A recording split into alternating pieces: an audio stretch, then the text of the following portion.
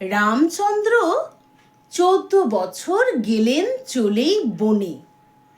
তবুও কেন বসলো না ভাই ভরত সিংহাসনে? রামায়ণে একটা কারণ লেখাও আছে বটে, কিন্তু যেসব রটে সেসব সত্যি কি আর ঘটে?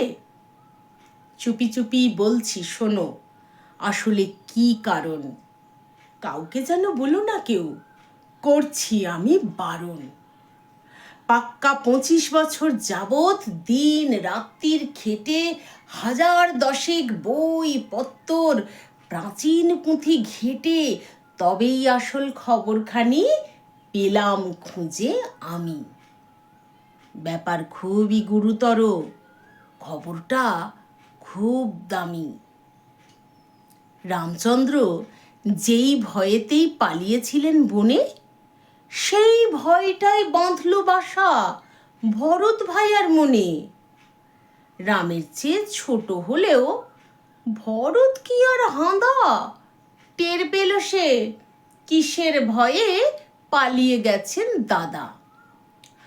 হাজার অনুরোধেও যখন এলেন না রাম ফিরে, কায়দা করে রামের খড়ম আনলো বয়ে শিরে। সিংহাসনে বসিয়ে দিল রামের পায়ের খড়ম। নিজে তবু বসল না, তার বুদ্ধি ছিল চরম। কারণটা কি শুনবে নাকি? ভরত কি আর বোকা? সিংহাসনে ভর্তি ছিল অসংখ্য ছারপোকা।